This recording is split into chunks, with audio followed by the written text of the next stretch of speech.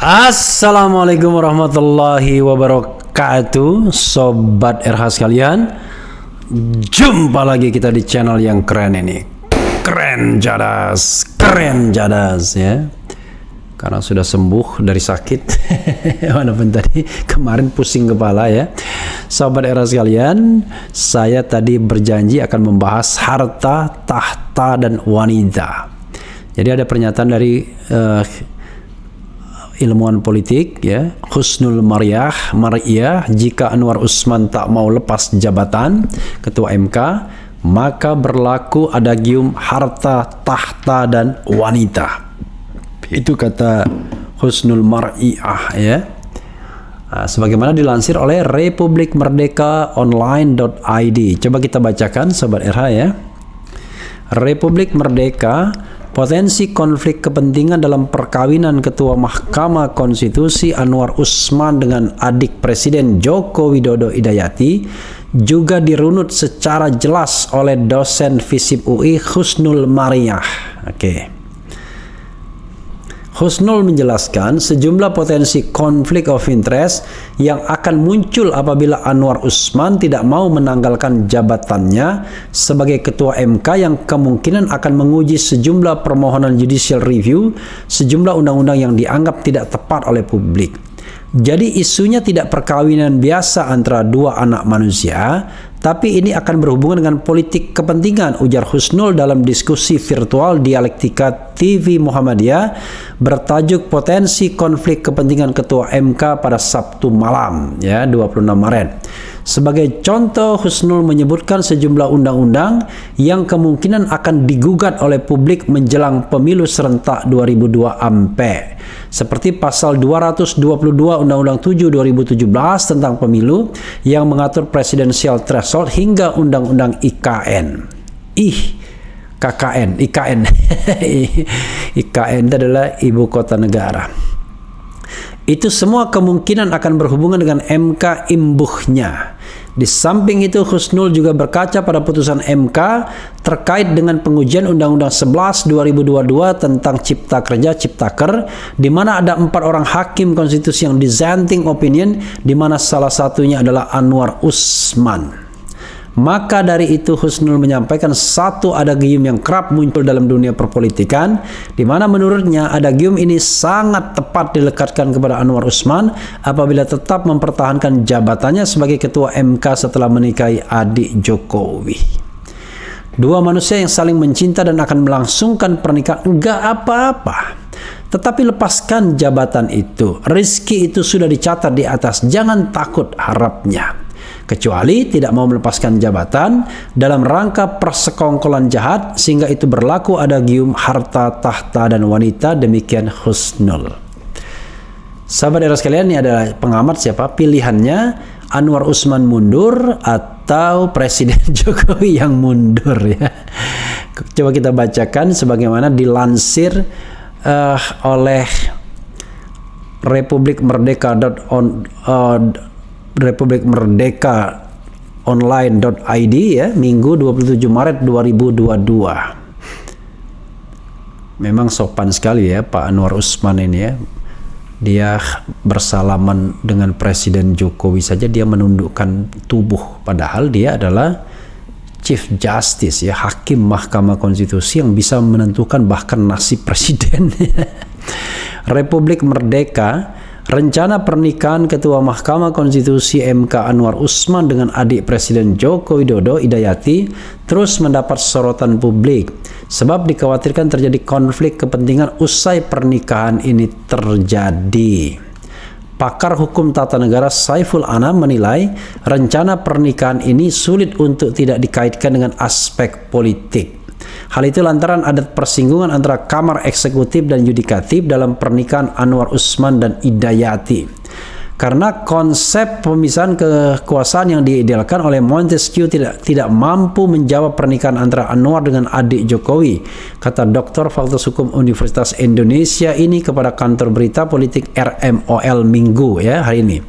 Direktur Pusat Riset Politik Hukum dan Kebijakan Indonesia ini menganggap Jokowi dan Anwar Usman diyakini sama-sama mengerti tentang konsep pemisahan kekuasaan antara eksekutif, legislatif, dan yudikatif, di mana pasca reformasi MK merupakan lembaga yudikatif yang lepas dari campur tangan kekuasaan lainnya termasuk dari kekuasaan eksekutif. Kalau kemudian pernikahan antara Anwar dengan adik Jokowi terjadi, maka tentu selain hal tersebut merupakan peristiwa yang unik, termasuk bisa meruntuhkan semangat pemisahan kekuasaan trias politika terang Saiful. Atas alasan itu, Saiful Anam menilai ada dua syarat yang bisa dipilih agar pernikahan itu bisa berjalan baik tanpa prasangka dan potensi konflik kepentingan. Saya menyarankan pilihannya agar Anwar Usman yang mengundurkan diri atau Jokowi yang mengundurkan diri. Luar biasa. Tujuannya agar konflik kepentingan antar keduanya tidak terjadi dalam menjalankan tugas dan wewenangnya, pungkas Saiful. Ya, alternatif lain adalah tunda perkawinannya. Ya, jodoh itu dari Allah Subhanahu wa taala. Kalaupun kita menunda dengan untuk kepentingan atau kemaslahatan ya, karena lebih berat pada jabatan, ya sudah ditunda saja. Toh sudah dewasa semuanya. Ditunda sampai kapan? Sampai Presiden Jokowi step down, atau ya biar rame yang datang ya. Misalnya seminggu sebelum Presiden Jokowi step down.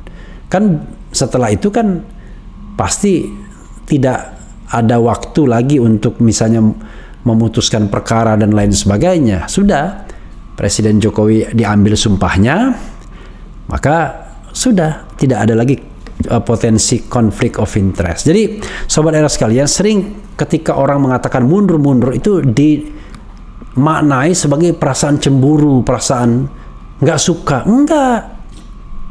Seperti saya katakan, yang namanya Yang Mulia Ketua MK ini baik sekali orangnya, sopan sekali. Coba lihat fotonya saja, dia dengan Presiden Jokowi saja dia menunduk. Memang orangnya sangat humble, tapi unfortunately, kita bicara tentang prinsip bernegara. Sama dulu, saya nggak ada masalah dengan Akil Mukhtar, ya, dengan Mahfud MD nggak ada masalah. Tapi ketika ada isu tentang judicial corruption di MK, ya saya juga teriak gitu. Bukan dalam rangka kepentingan pribadi. Bahkan kepentingan pribadi saya terkorbankan. Setelah itu tidak ada orang yang mau memakai saya. Sekarang juga kalau saya mengkritik MK, bisa-bisa hakim MK-nya marah, ya nggak apa-apa lah. Demi untuk perbaikan bangsa dan negara. Karena tadi seperti dikatakan Joseph Osdar, ya, mantan wartawan Kompas, ujian sesungguhnya manusia itu bukan pada kemiskinan atau kemelaratan, tapi pada kekuasaan.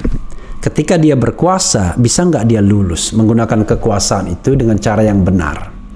Saya jarang melihat ya yang namanya potensi untuk konflik of interest itu tinggi sekali, atau menyalahgunakan jabatan untuk tujuan lain, ya.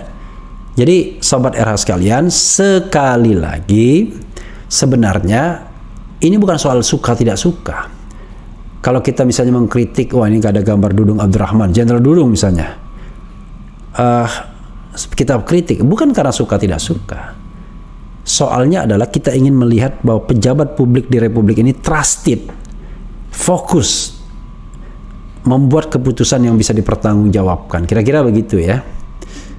Jadi jangan pandangannya seolah-olah cemburu dan tidak cemburu. No ya. Jabatan itu bagi orang yang tidak melihat jabatan itu sesuatu hal yang luar biasa, biasa aja sesungguhnya ya. Jabatan itu bisa dipergilirkan, nantinya hari ini menjabat besok enggak, biasa, hari ini kaya besok miskin, hari ini hidup besok mati. Itu terjadi. Toh kemampuan kita makan itu juga terbatas juga, makin lama makin tua. Jadi kita berusaha untuk memberikan contoh pada generasi muda ini.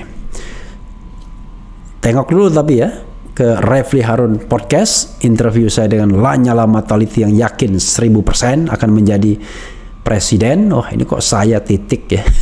Mestinya saya presiden 2024, nanti diperbaikin. Kemudian juga datangi Ogi Ovizial ya, soal presiden harusnya ganti ya. Presiden 2024 itu harus ganti karena itulah konstitusi. Kalau 2019 ganti presiden itu aspirasi sah. Tapi kalau 2024 itu adalah konstitusi. Lagu kami terbaru Antri Migor ya, Antri Minyak Goreng. Datangi juga sobat era sekalian ke Aku Naufal ya. Aku Naufal itu menarik ya, ada perbincangan anak-anak autis di sana. Teman-teman autis dari I'm Star Band. Itu anak-anak autis ini rupanya membentuk satu band namanya I'm Star Band. Jadi mereka luar biasa itu, walaupun autis bisa bermain musik mereka ya. Ya, coba kita bacakan pendapat sobat RH terkait dengan ini ya. Saya bacakan Teguh Santoso ya, karena kalau saya baca Teguh Santoso saya nggak khawatir. Rupanya dihapus sama dia ketika saya mau membacakan, belum fix kayaknya dia.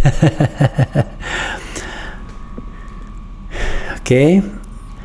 Gerakan sistem PDI berkuasa, kuasai DPR, MPR, MK, KPU, Bawaslu, TV media, bungkam suara rakyat, Facebook, Twitter yang mengkritik Jokowi blokir, akun Facebook kritik blokir tangkap. Ya, mudah-mudahan tidak ya.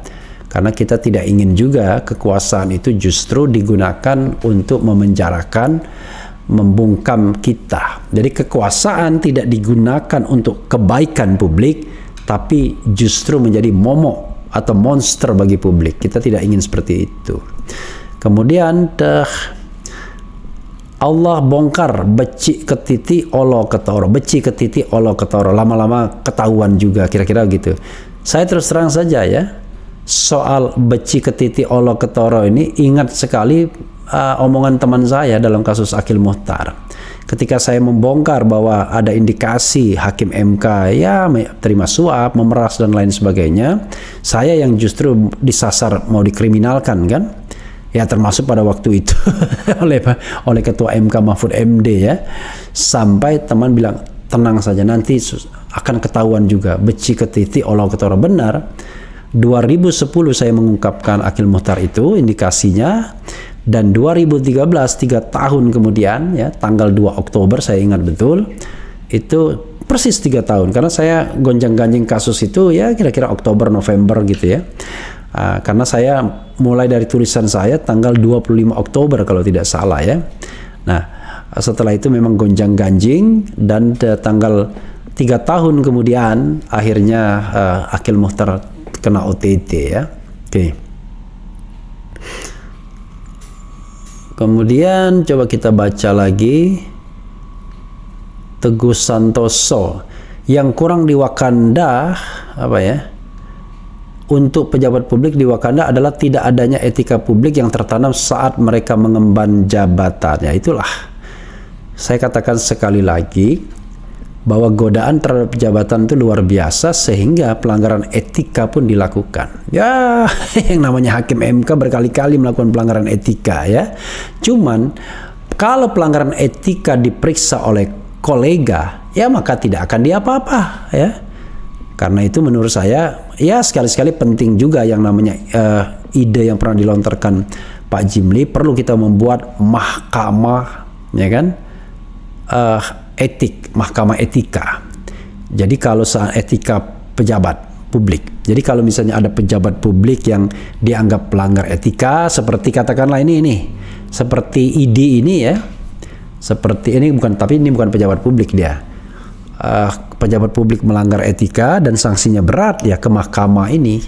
Itu ide Pak Prof Jimli ketika dia menjadi ketua Dewan Kehormatan Penyelenggara Pemilu. Jadi dia ingin extend ke pejabat-pejabat publik lainnya kecuali presiden dan wakil presiden. Jadi kalau ada pelanggaran etika, tapi nanti too much. Di Indonesia ini kalau ada lembaga baru dan lembaga itu memiliki kekuasaan malah uncontrollable seperti MK. Awalnya MK diharapkan orang, lama-lama orang, loh kok MK begini putusan-putusannya ya. Jelas-jelas itu adalah kunci dari demokrasi, salah satunya presidensial threshold 0 itu, tapi bagi MK tidak apa-apa ya. Saya juga makanya bingung gitu ya. Oke. Coba kita lihat Muhammad Yahdi. Salam 0%, kita mengkritik bukan menghardik karena kita cinta akan negeri ini agar tidak selalu dimanfaatkan oleh orang-orang yang ingin mengeruk keuntungan dengan berbagai macam cara kotor mereka. Ya begitulah sobat era sekalian ya. Kadang-kadang mudah sekali kita ketika kita mengkritik itu, kita kemudian digiring seolah kita adalah barisan sakit hati, punya personal feeling, personal problem dengan orang yang kita kritik. Padahal no. Yang kita kritik adalah fenomena kekuasaan dan fenomena penjabat atau pejabat dari kekuasaan tersebut. Kalau Anwar Usman sebagai warga negara biasa mau kawin sama adik presiden, gak ada masalah. Silahkan saja. Tapi karena yang dia mau kawin itu adalah adik presiden dan dia sendiri adalah ketua Mahkamah Konstitusi, maka orang mempermasalahkannya. Bukan pada perkawinannya itu, tapi pada potensi konflik kepentingan pasca perkawinan. Saya kira paham ya orang sekelas Anwar Usman, Pak Anwar. Tapi masalahnya sekali lagi godaan terbesar ya adalah kekuasaan. Dan jangan lupa kekuasaan itu sering menjadi bargaining positions untuk take everything, mendapatkan apa saja termasuk penghormatan ya walaupun kadang-kadang fake juga dari masyarakat. Sobat era sekalian, itu saja ya. Kita akan bahas ada video menarik ya tentang kelakuan muncul lagi video yang aneh-aneh pokoknya. Ada video yang aneh lagi yang mengatakan mereka pernah ke surga dan kemudian katanya Rasulullah Shallallahu Alaihi Wasallam ya, Nabi Muhammad itu adanya di neraka. Astagfirullahaladzim. Tapi coba kita lihat bagaimana konteksnya. Wassalamualaikum warahmatullahi wabarakatuh. Ciao.